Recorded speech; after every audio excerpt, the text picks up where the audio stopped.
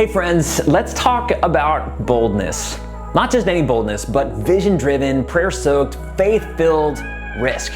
Because the truth is this, faith doesn't play it safe.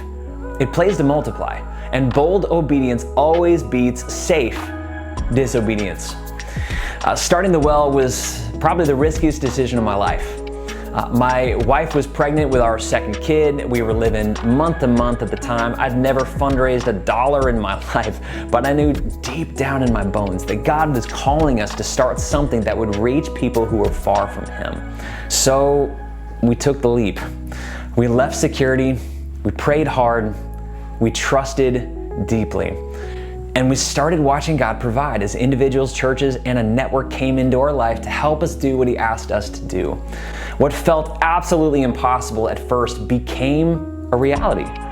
God used that bold step of faith to open the door for Him to change all sorts of lives. We just had to take the leap. In Matthew 25, Jesus tells us a parable. A master entrusted 3 servants with resources. 2 of them took bold, faithful action. They multiplied what was given to them. The third one, well man, he buries it. Why?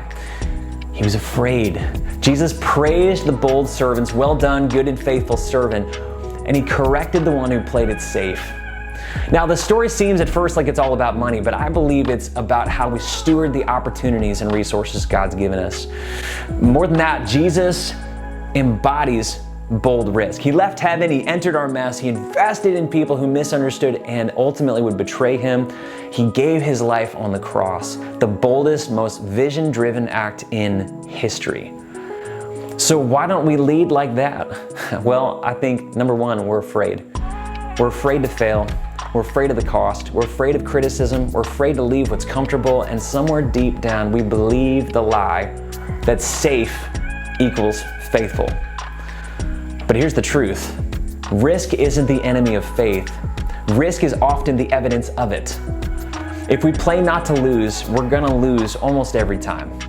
The mission suffers when we bury bold faith. But if we live with vision, if we trust God deeply, if we move forward with prayer, and even when we're scared, I think that's when God multiplies His impact.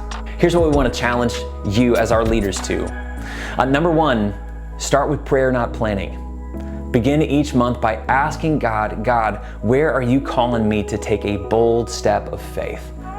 Second, in each of your ministries, man, set an annual God-sized goal that requires faith. And then break that down into bold quarterly action steps.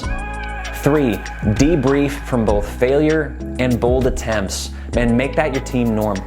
Ask, man, what bold risk did you take as a standard question in your leadership team meetings. Celebrate the attempts, not just the outcomes, and then learn even from small failures.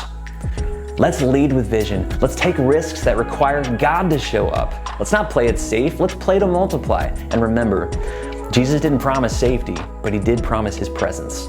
And the Spirit doesn't lead us to caution, He leads us to courage. Let's lead like Jesus.